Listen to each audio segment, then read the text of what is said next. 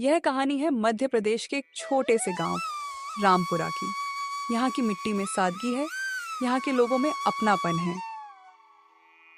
और इसी गांव में रहता था एक साधारण सा इंसान। सुरेंद्र सुरेंद्र कोई बड़ा आदमी नहीं था, ना उसके पास बड़ी दुकान थी, ना बड़ा बैंक बैलेंस। बस था तो एक छोटा सा ठेला जिस पर वो रोज पत्ता गोभी का मंचूरियन बनाता था। उसके हाथ की मंचूरियन और वो लाल तीखी चटनी, एक बार जो खा ले वो उंगलियां चाटता रह जाए। सुरेंद्र भगवान शिव का परम भक्त था।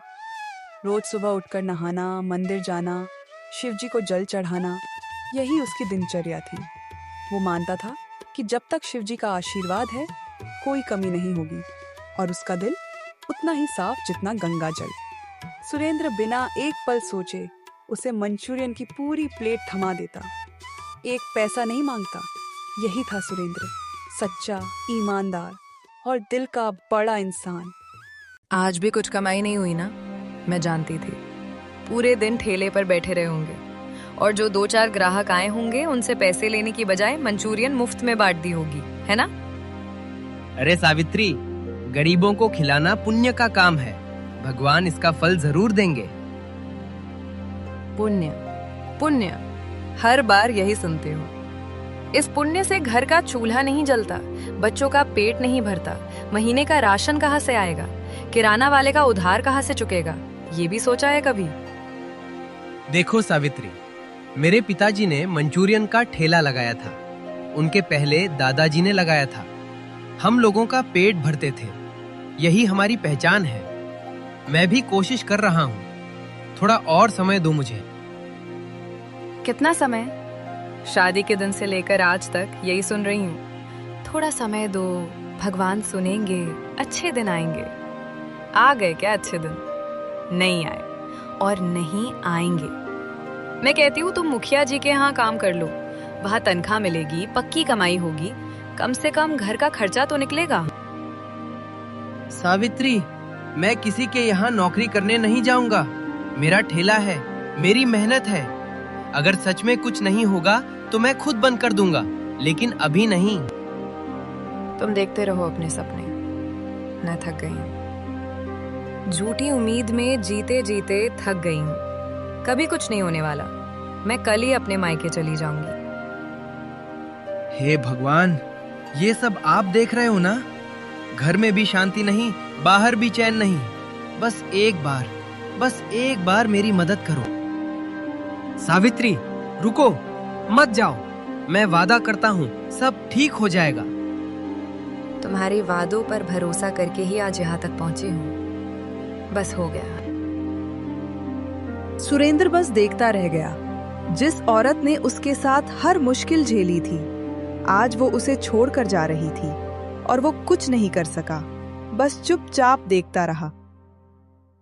मोहन भाई, राम राम।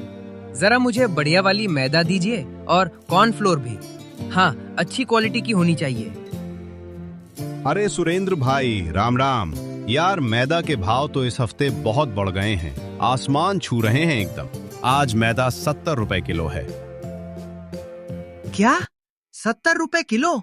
मोहन भाई, ये क्या बात हुई? पिछले हफ्ते ही तो मैंने आपसे मैदा ली थी, तब 40 रुपए किलो था। एक हफ्ते में 30 रुपए का फर्क, ये कैसे हो गया भला? क्या करें भाई, जो कंपनी माल बनाती है उन्होंने दाम बढ़ा दिए। ऊपर से बढ़ा तो नीचे तक बढ़ेगा ही। मेरे हाथ में कुछ नहीं है। देखो सुरेंद्र, तुम मेरे पुराने ग्राहक हो, तुम्हारा भला चाहता हूं, इसीलिए बता रहा हूं। मेरे पास पिछले हफ्ते की कुछ पुरानी मैदा पड़ी है, थोड़ी सी मिलावटी है, लेकिन सस्ते में दे दूंगा। मंचूरियन बनाने में डालोगे, गोभी डालोगे, मसाले डालोगे, किसी को पता भी नहीं चलेगा कि मैदा मिलावटी थी। नहीं नहीं मोहन भाई, बिल्कुल नहीं। मेरे ग्राहक मेरे लिए भगवान की तरह है। जो मेरे पास आता है, अपना पैसा खर्च करता है, मेरे हाथ का खाना खाता है, मैं उसके साथ धोखा नहीं। मैं चाहे घाटे में रहूं, चाहे खुद भूखा रहूं, लेकिन अपने ग्राहकों को मिलावट वाली चीज कभी नहीं खिलाऊंगा। ये मेरे दादाजी ने सिखाया है, ये मेरे पिताजी ने सिखाया है। आप बस 2 किलो अच्छी मैदा और 1 किलो कॉर्नफ्लोर तोल दीजिए। यही तो बात है तुम्हारी सुरेंद्र। मैं जानता था तुम ऐसे नहीं हो, लेकिन यार थोड़ा मुनाफा भी जरूरी है ना, घर परिवार चलाना पड़ता है।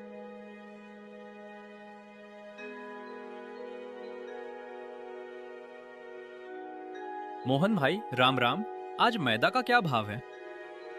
विजय भाई आज 70 रुपए किलो है। 70 रुपए? अरे भैया, हमें वो बढ़िया वाली नहीं चाहिए।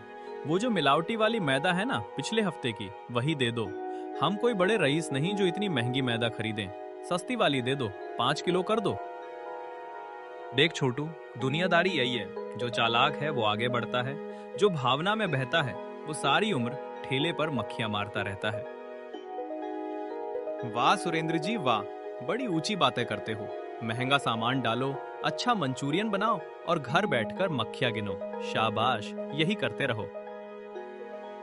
सुरेंद्र को बहुत बुरा लगा, लेकिन उसने हार नहीं मानी। वो चुपचाप अपना सामान लेकर वहां से चला गया।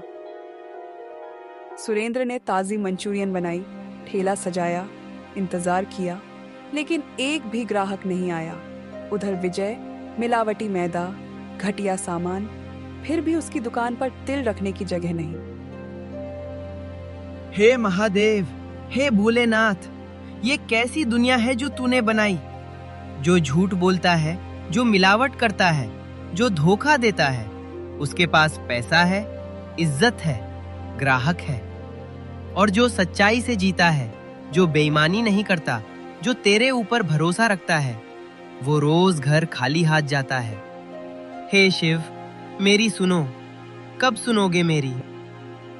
तभी एक सफेद वस्त्र धारण किए, माथे पर त्रिपुंड लगाए, हाथ में लकड़ी की छड़ी लिए साधु बाबा ठेले के सामने से गुजर रहे हैं। सुरेंद्र की बात सुनकर वो रुक जाते हैं। उनकी आंखों में एक अजीब सी गहराई है।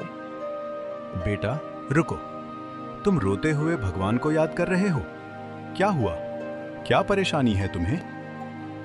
नहीं बाबा, कुछ नहीं, बस ऐसे ही बड़बड़ा रहा था। बेटा, मैं बहुत सालों से इस दुनिया को देख रहा हूं। आंखें झूठ नहीं बोलती। तुम्हारी आंखों में बहुत दर्द है। बताओ मुझे, शायद मैं कुछ मदद कर सकूं। बाबा, अगर आप सच में मदद कर सकते हैं तो बताता हूँ। बताओ बेटा, खुलकर बताओ। बाबा, मैंने कभी कोई गलत काम नहीं किया, कभी मिलावट नहीं की, कभी किसी को धोखा नहीं दिया। भगवान पर भरोसा रखा, गरीबों की मदद की, लेकिन फिर भी मेरी पत्नी चली गई। मेरे ठेले पर ग्राहक नहीं आते और सामने वाला जो बेईमानी करता है उसके पास सब कुछ है। ये न्याय कहाँ है बाबा? बेटा, जीवन की राह कभी सीधी नहीं होती। पत्थर आते हैं, कांटे आते हैं, लेकिन जो सच्चे होते हैं वो उन पत्थरों पर चलकर ही आगे बढ़ते हैं। निराश मत हो, भगवान देर करते हैं लेकिन अंधेर नहीं करते। लेकिन बाबा, कब तक ये दर्द सहूं? बेटा ये लो, इस डिब्बी में नमक है, लेकिन ये कोई साधारण नमक नहीं है, ये जादुई नमक है। जब तुम इस नमक को अपनी मंचूरियन में डालोगे, तुम्हारी मंचूरियन की खुशबू ऐसी उठेगी कि लोग खिंचे चले आएंगे। दूर दूर से ग्राहक तुम्हारे ठेले पर आएंगे। बाबा, ये सच में जादुई है? हाँ बेटा, लेकिन एक बात ध्यान से सुनो और याद रखो, यह नमक सिर्फ उन्हीं के काम आता है जो सच्चे हैं, जिनका दिल साफ है। अगर कोई लालची इंसान, कोई बेईमान इंसान इस नमक का उपयोग करे तो इसका असर उल्टा हो जाएगा। उसका जितना फायदा होना होगा उतना ही नुकसान हो जाएगा। बाबा, ये आप क्या कह रहे हैं? मुझे ठीक से समझ नहीं आया। अभी नहीं समझोगे, वक्त आने पर खुद ब खुद समझ जाओगे। जाओ बेटा, भगवान तुम्हारे साथ हैं। सुरेंद्र ने वो जादुई नमक मंचूरियन में मिलाया और ठेला खोला। पहले कुछ नहीं हुआ, फिर अरे ये क्या खुशबू है भाई? ऐसी महक तो मैंने पहले कभी नहीं सूंघी। भैया, एक प्लेट मंचूरियन देना जरा। जी भैया, बिल्कुल, लीजिए, एकदम ताजी बनाई है। भाई ये तो कमाल है, इतना स्वाद। अरे रुको रुको, ए भाई इधर आओ, इस ठेले की मंचूरियन खाओ, बहुत लाजवाब है। अरे भाई मैंने भी सुना, एक प्लेट मुझे भी देना। और फिर वो हुआ जो सुरेंद्र ने सपने में भी नहीं सोचा था। विजय की दुकान खाली होती गई, सुरेंद्र का ठेला भरता गया। सावित्री, ओ सावित्री, बाहर आओ, जल्दी आओ, देखो भगवान ने हमारी सुन ली। क्या हुआ? इतना गला फाड़ कर क्यों चला रहे हो? सब ठीक तो है ना? देखो, ये देखो सावित्री, इतने सारे पैसे। आज तुम्हारा सुरेंद्र इतना कमा कर आया है, मंचूरियन बेचकर अपने ठेले से। भगवान ने हम पर कृपा की है। ये इतने पैसे? सच में? शादी के बाद से आज तक इतने पैसे एक दिन में कभी नहीं देखे। ये कैसे हुआ? वो एक साधु बाबा मिले थे, उन्होंने एक जादुई नमक दिया, उस नमक से मंचूरियन बनाई, और फिर क्या, सारे ग्राहक खींचे चले आए। कहते हैं ना सावित्री, भगवान जब देता है छप्पर फाड़ कर देता है। मुझे माफ करो, मैंने तुम पर भरोसा नहीं किया। तुमने कहा था भगवान सुनेंगे, सच में सुन लिया उन्होंने। चलो घर चलते हैं, अब सब ठीक होगा। और इस तरह रामपुरा के उस छोटे से ठेले वाले की जिंदगी बदल गई। सुरेंद्र ने कभी बेईमानी नहीं की, कभी शॉर्टकट नहीं अपनाया, कभी भगवान पर से भरोसा नहीं खोया, और भगवान ने भी उसे निराश नहीं किया। इस कहानी से एक सीख मिलती है, बेईमानी से कमाई गई सफलता टिकती नहीं, और सच्चाई से की गई मेहनत कभी बेकार नहीं जाती।